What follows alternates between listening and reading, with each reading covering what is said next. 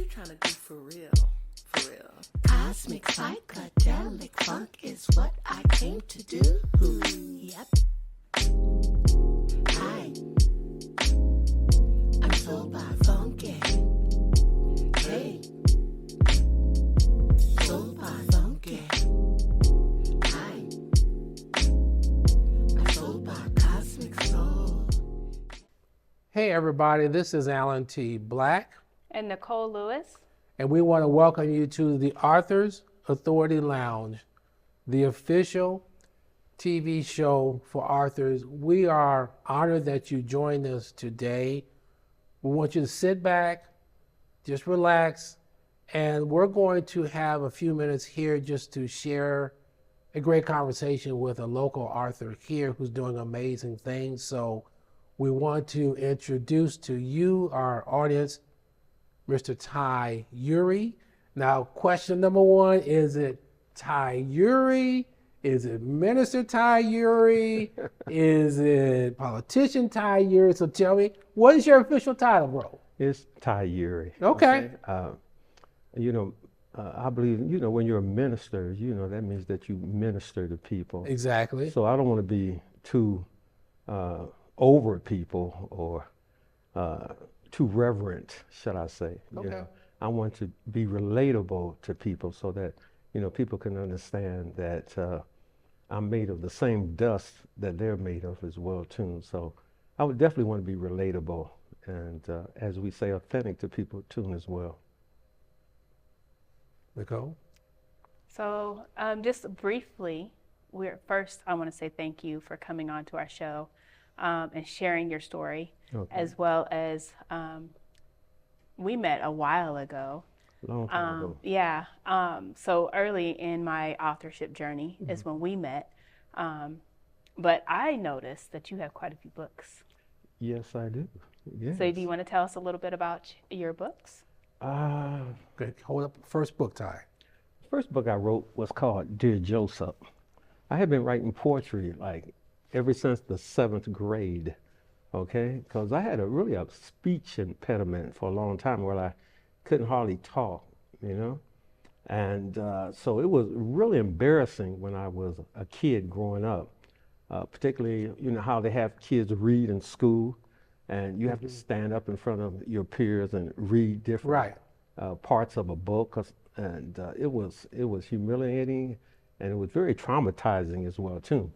So, but then one day I discovered poetry, and I found this inner voice within me that I could really speak on, and it really gave me a voice that I didn't have before.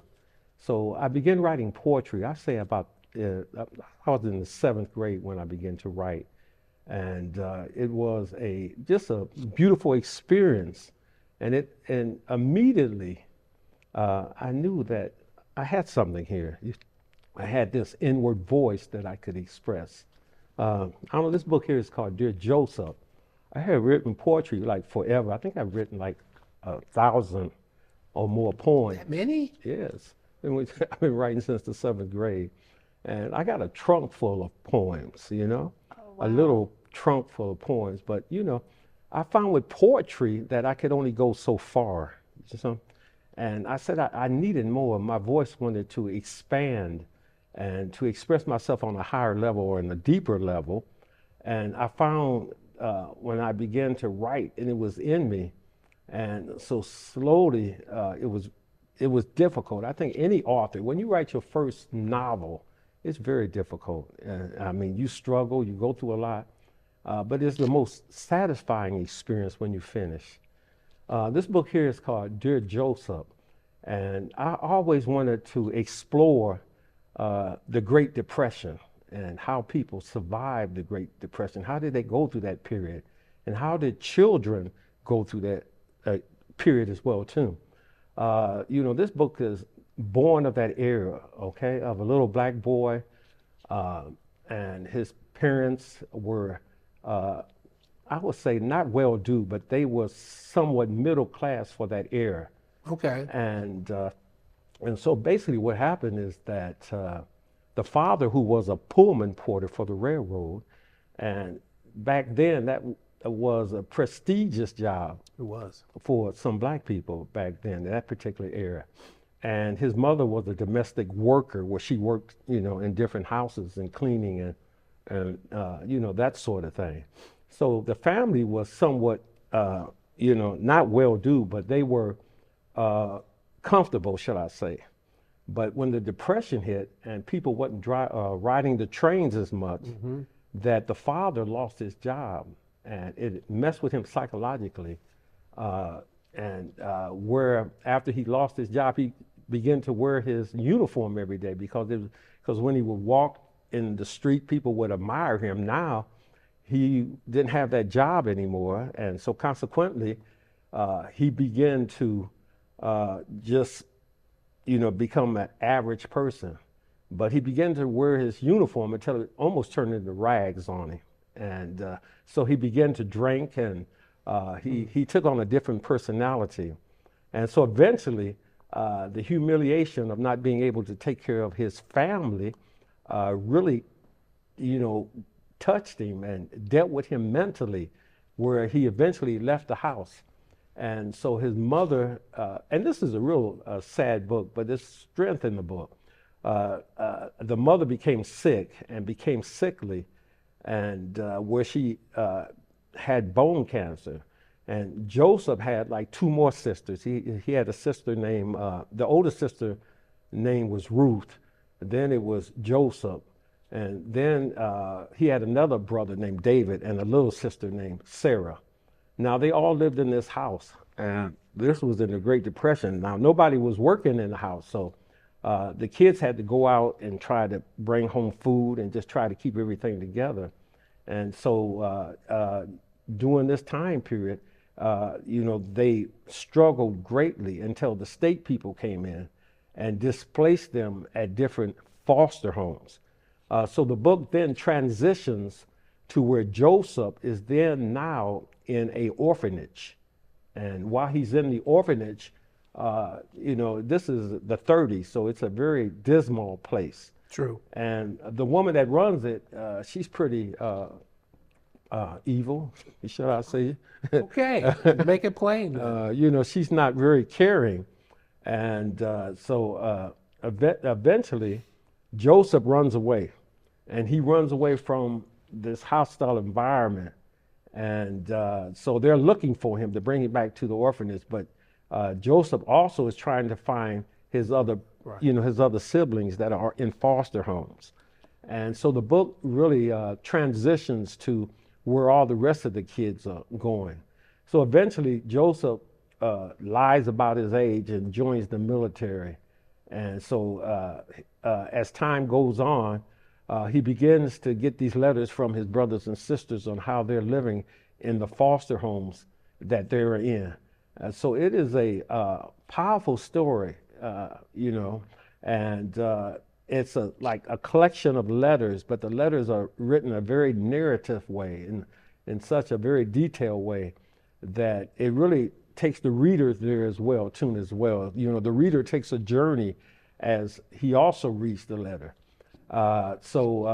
It's a beautiful book. His brother David, which is the youngest brother, he winds up with a white family who's a doctor who eventually goes to India. So that book, it goes all the way to India, and he's there in Calcutta dealing with the poverty and stuff, and while they're missionaries in India. And so, and he's dealing with that aspect as well too, where his sister Ruth goes to an orphanage in the Midwest, and his oldest sister Ruth goes also to at that time. She goes to where she like a house, lives in a house with a family, with a white family. And the family, really, the kids of the family love her, really loves her. But the father, he is an abuser, and he tries to abuse Ruth. And so eventually it gets so bad that he tries to actually rape her. Mm-hmm. But then she's ended up stabbing him. Okay, this is the 1930s. Okay, so eventually she goes into jail. To jail. And so it takes up, in a sense, that she is then dragged out of the jail cell by a mob. And this is a very tragic thing. And eventually she's hung, you know. So it definitely covers quite a bit of things that's taken place during the Great Depression. It does. The family dynamics that changed, Yes. as well the economic change, Yes. and then the family structure and what happened to the children Yes. in that process of becoming adults as well. Yes.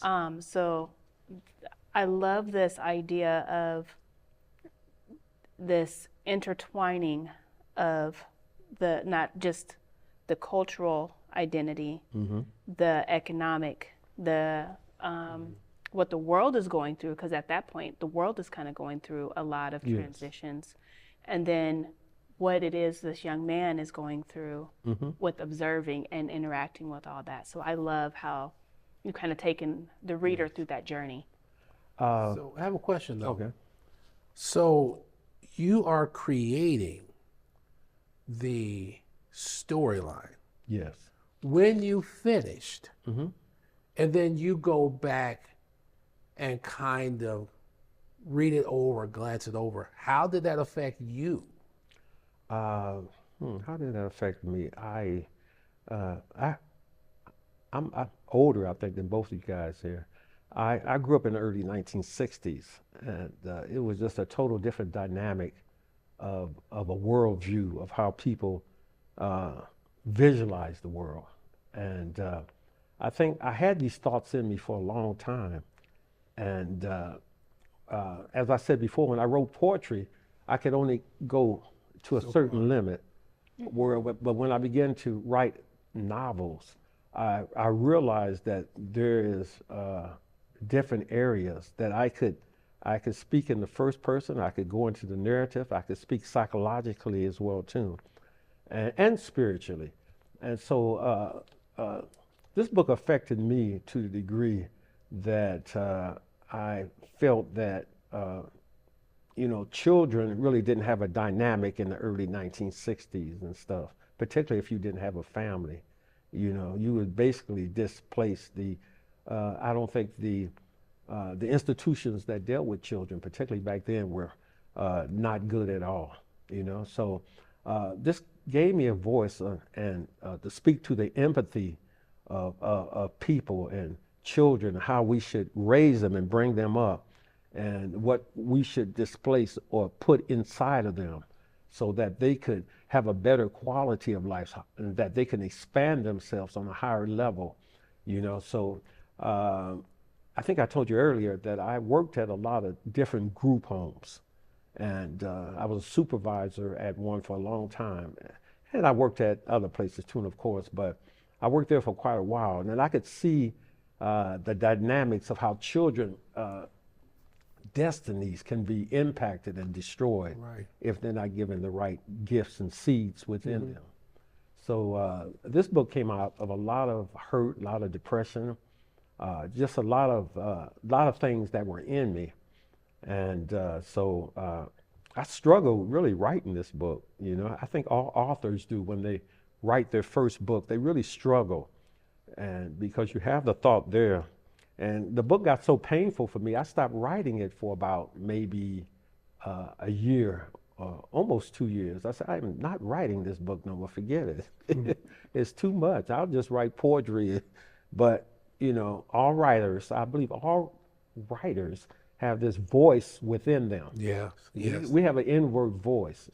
I believe it's the voice of God, and it speaks to us. And, and it's the creative voice that we have inside of ourselves, and it speaks to us of telling us that you can do this, you can go forward, you can create this. And so I said, no, I can't do this anymore. This is too much for me. I'm not doing that. Get up and write. So slowly I got back in it and began to write again. And when I finished it, it was like, it was like a revelation. And regardless what happens into our lives, as writers, as both of you know, this will live forever. Yep. Exactly. Exactly. So when was this first published? 2004. Hold on here. Yeah, 2004. Okay. So I've been writing for light years, okay? And you know, it's amazing because we say 2004 audience, but if you think about it, that's 22 years ago. 22 years ago. And it's like, wow, how have I grown since 2004? So that was the first book. What was the next book, Ty? The next book. Let's hold that up so the audience can see that. Okay, this is my next book, The Test. Okay. And the Turn around so they can see it. okay. Yep. Yep. Okay. Tell us about this one. The Test is a book that it's about a person, shall I say, grappling with the reality that their life is changing. I think we reach a point of our lives, particularly when you get older, you realize that your life is changing, that we are all changing, and that we have to move with the change that confronts us in life, that we cannot stay at one particular level, even if it is safe or comfortable. Life itself will compels us and moves upon us in such a manner that it changes us. This book starts off with a guy sitting in his bed. He's half asleep, and a voice begins to speak to him, and it begins to talk to him on how he needs to change his life. And he's depressed. His wife left him. He's thinking about suicide. He hates the world, you know, and nothing is going his way. I think when we graduate from high school, I think all of us, when we're in high school, we have these great expectations of ourselves, you know, that we're going to do this, we're going to do that, we're going to do that. And sometimes it doesn't not always come out the way we want, you know. And to make matters worse, we see others around us moving up the ladder while it appears we're standing still. So this book kind of came out of that whole process. And it's 5 stories, which is totally different than writing one particular novel. And after each story, there's a series of questions afterwards where the reader can answer. But the book itself is, you know, I think this book is my heart right now. And in terms of what I think it provides, you know, the reader. Deals with 5 stories. The first story, it deals with 2 young girls graduating from college with their nursing degrees. And one girl, is, after she gets her nursing degrees, she's beginning to work at a hospital, both of them do, but the other one begins to get these visions of working in the Sudan, working in Africa. And the other young lady thinks, you know, you must be crazy. Nobody's going to Africa working in the Sudan, you know, in such a place. But the vision begins to speak to her on a daily basis. And so it confronts her in such a level where she feels that it must be a calling from God for her to do this. So she makes up in her mind to go and be a missionary in Africa, in the Sudan. And during this time, there's a conflict going on, war conflict, which in the southern area of Africa, they have a lot of different warlords and people taking over that particular area where they fight against each other and stuff. So she gets caught in the conflict, you know, and eventually her friend comes all the way from America to help her in the Sudan. And it is a grappling spiritual story on how these 2 women helped to save a lot of these children and women and men that have been victimized by war and by brutality. But just by using their gifts, that they're able to help bring people up on a higher level and let them know that somebody still cares. I think the problem with humanity, with all of us, is that we don't think we have nothing to give, or that we don't have any gifts, that we don't have anything to give. And we got a lot to give, you know. I believe that God has given us all something to do on earth. You know, we didn't come here just to take up space and eat our oatmeal and go home. You know, we come here to show empathy and, you know, sympathy is better than, I mean, empathy is better better than than sympathy. sympathy. Sympathy Yeah. says like, hey, I feel sorry for you. Where And you keep it empathy, moving. yeah, that's right. Where empathy will come over and hug you and take you out to eat, okay? And then look at your dynamics, you know? So we're all on a mission on some level to help solve these problems of the earth. And if you allow me, you may continue some of the stories, or do we got enough Well, time? I was going to ask you, go ahead, Nicole. Go ahead. Go ahead. No, go ahead. So I know you said this is your heart, Yeah, right? Right. I see you got another one over there. yes. So let's talk about the next one. Okay. This is a total different genre for me. Total, okay? I don't write fun books or happy books, but this is a happy, laughing book for me. Working with young people, with kids for years. I worked with kids for 12 years in group homes, and I saw a lot. You know, I saw some things that were just mind-boggling, but it was funny too, some of the things they come up with. Anyway, I came up with this story called John Henry's Wonderful, Marvelous, Magical Marshmallows. I love the title. And when I was growing up, you know, there was an old man, an old black man in the neighborhood. He used to sell brooms all over the place. I know who you're talking about. Yes, he's a We need legendary figure. we need a statue of that guy. Yes, we do. I think they're has- working on Aren't it. they? Yeah, I thought they were. I thought they Okay. were. We need that statue like ASAP. And I used to, as a kid, I was real young. I was about maybe 8 or 9 years old. I used to watch him. Sometimes I used to follow him and say, "Where's he going?" You know, and he would be matter of fact, he would be so many places that I couldn't even keep up with him. He was, you know, And he was blind. and he was blind. Yes, I remember seeing him when I was a kid. And he was blind. There was other people. They had a guy that used to sell cherries, and he used to yell, "Cherries, cherries." Then he used to say apples. You know, there was a lot of different people that would sell different stuff in the early 60s. And so this book kind of developed from a lot of different areas. But I wanted to write a happy, fun book, a book that will cause people to laugh, a book cause people to smile. And this is, like I said, even the writing itself is different from my normal, you know, way I write. The main character name is Penelope, but they call her Petroleum because all the gel she puts in her hair. You know, her friends, one of her friends called Mothball. You know, another one of her friends is called Sleeping Beauty because she sleeps all over the place. She goes to school and sleeps on the desk, and you know. Okay. But John Henry is like this magical dancing. Basically, he's a dancing angel. That's what he is. Okay. And he dances, and he has these marshmallows where he performs these tricks in public, and he does these really spectacular things with his marshmallows. And ultimately, I wanted to write a book about unity, fun, laughter, how people can, you know, just wake up in the morning and just feel good about themselves, you know.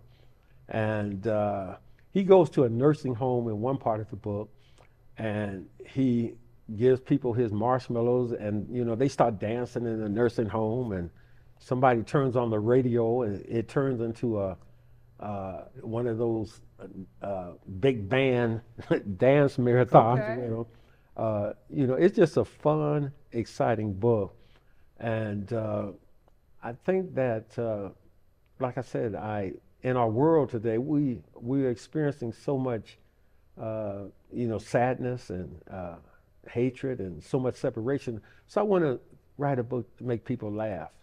And of all my books to write, this was the hardest book to write. Oh my God, I never realized how difficult it is to write a children's book, but it was very difficult. And I wanted to give up on this a few times too. I understand. But I kept progressing. And so I came up with this book. I always get asked the question, well, why do you call it John Henry's Marshmallows? Why marshmallows? You could use something else, you know. But I would say they end up throwing marshmallows. They have this big marshmallow party in the city, and they all start throwing marshmallows at each other. So I think that's what we need to do when we get angry with each other. We need to throw marshmallows at each other. I love it. I love it. So this book, and we're getting close to about a couple minutes left. Now, it would seem this book, Tai, took you away from, say, your serious, very detailed, very analytical side to a side of Tai that's lighter, more open, more, say, engaging. Is that fair to say? That's most exactly what you're saying is true. I think underneath my exterior, I'm just goofy, okay? you know, I can be very, very serious, but I think underneath, I like to laugh. I like to have fun. I don't want to be a threat or hurt anyone, but, you know, and I wanted to, like I said, I envision kids reading this book, perhaps in a group home. I envision kids reading this book, even locked down in jail, even though it's written for young people, ages 13, but adults can read it and really find a lot of fun and laughter in it too. Okay. But that's the main cause. I wanted kids to laugh while they're in detention, while they're in a group home, while they're even locked in jails or whatever. And this is my laughter book, my sunshine book. I love it. So Tai, we're coming down to just a few seconds left. Okay. Give us your contact information so the audience can know where to get all three of your books. Okay. And how can they contact you? We need you to do that. Okay, you want my phone number too? Okay. Sure. If you're comfortable doing that, go ahead and do that. We've got just about 30 seconds left. Okay. So. I'm on Facebook, okay, under Tai Eure, TAIEURE. I'm on YouTube on my channel, Tai Eure, TYE, but it's called Everything is Imagination. Okay. Okay. I'm on TikTok under Tai Eure. What else? I was in the bookstore. What's the name of the bookstore? I can't even remember right now. The Bookworm bookstore. Okay. Okay. I was there for about 3 or 4 years there, and I had a big collection of books there. But my phone number is 402-812-1485 if anyone really wants to contact me. Okay. So we went over a little bit, but hey, everybody, we want to thank you for watching. Tai, it went so fast. I don't know about you, Nicole, but we got to get you back because there's just so much more we need you to share. But hey, you've been watching the Arthur's Authority Lounge, the official TV show for Arthur's. We are so excited that you got a chance to meet this dynamic man. Pick up his books, and hey, everybody, have a blessed day. Take care and be safe. Bye-bye. We're out. What you trying to do for real? For real. Cosmic psychedelic funk is what I came to do. Yep.